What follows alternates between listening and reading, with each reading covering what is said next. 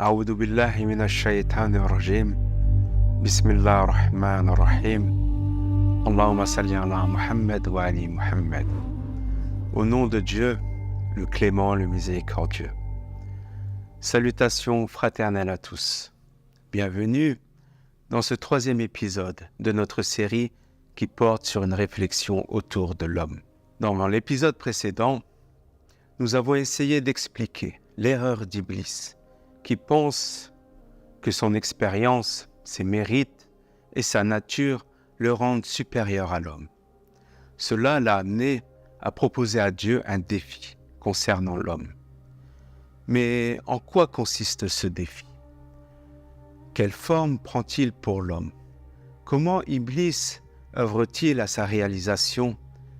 Et comment l'homme peut-il s'en prémunir? Lorsqu'Iblis refusa de se prosterner et comprit ce par quoi il avait été séduit, il dit dans le verset 79 de la sourate Sad: « Seigneur, dit Iblis, donne-moi donc un délai jusqu'au jour où ils seront ressuscités. » Il dit, « Tu es de ceux à qui un délai est accordé, jusqu'au jour de l'instant bien connu.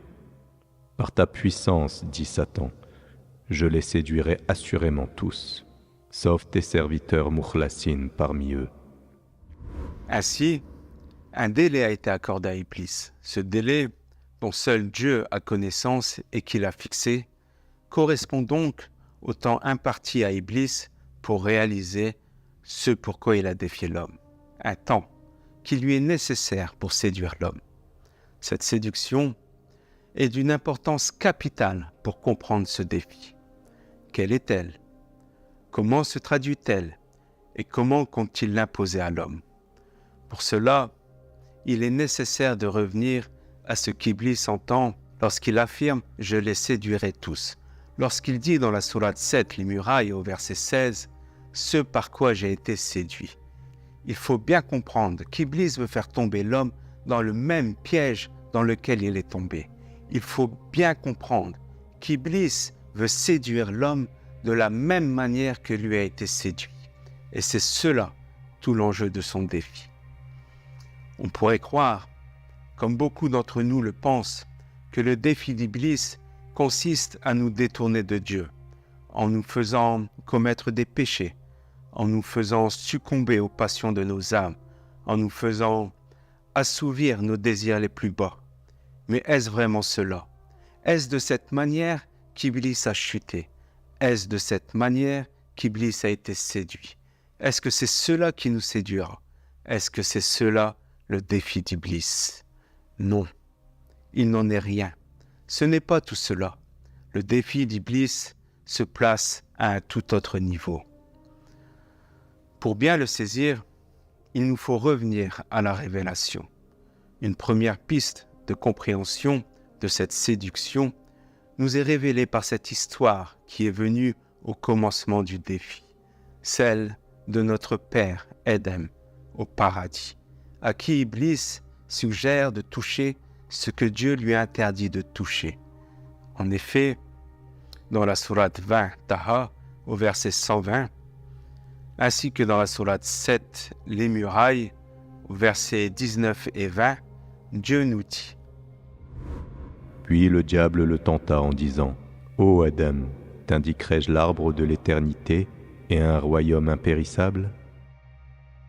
Ô Adam, habite le paradis, toi et ton épouse, et mangez en vous deux à votre guise.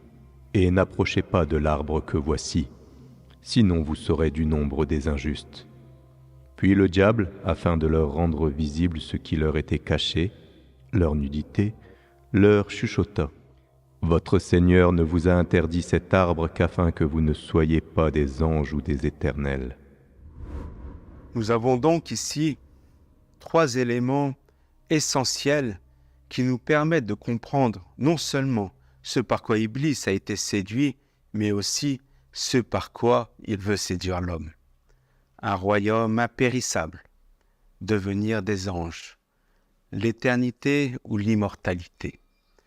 Nous pouvons comprendre à travers ce royaume impérissable que le diable peut amener notre humanité dans une vision d'un monde immuable, éternel, impérissable, l'illusion d'un faux paradis, un mirage, une chimère, qui piégera l'homme, qui le séduira. Iblis veut amener également l'homme à un autre degré, où il dépassera sa condition humaine, afin d'en faire un être supérieur, un homme 2.0, un homme pensant avoir atteint un niveau supérieur de son être, un homme pensant avoir atteint un niveau céleste, le niveau des anges. Iblis veut également piéger l'homme dans un semblant d'éternité, dans un semblant d'immortalité, où l'homme, par son expérience, par sa maîtrise de la science qu'il a acquise tout au long de son histoire, par son intelligence et sa raison, rendra possible l'allongement de sa vie jusqu'à se penser ou se croire immortel. Ainsi, le cœur du projet d'Iblis, ce défi qu'il a lancé, cette séduction, consiste à nous faire croire que nous pouvons accéder à l'éternité par nos propres moyens, par nos efforts, par notre expérience, par notre science, par notre intelligence, par notre mérite, par nous-mêmes. Et c'est à la fin des temps, lors des temps eschatologiques, c'est-à-dire maintenant, que son projet prend toute sa dimension, prend toutes ses formes, prend tout son sens. Ce défi qui a pris le temps de toute l'histoire de notre humanité pour se construire, pour se manifester, pour se réaliser, pour se concrétiser aujourd'hui avec l'avènement de l'intelligence artificielle. Une intelligence artificielle, un dégel, qui séduira presque toute l'humanité avec ses possibilités infinies. Une IA qui nous construira ce faux paradis, ce royaume impérissable. Une IA qui élèvera tellement l'homme qu'il pensera avoir atteint le plus haut des degrés. Une IA qui nous fera miroiter un semblant d'éternité. Une intelligence artificielle qui nous séduira tous, hormis un petit groupe, ces fidèles serviteurs que Dieu a choisis, cette chevalerie spirituelle qui ne se laissera pas leurrer par cette séduction, cette chevalerie spirituelle qui se lèvera pour l'avènement du Messie et du Mahdi et qui sonnera le glas d'Iblis et de son projet maléfique. Que la paix de Dieu soit sur vous et je vous dis à très bientôt.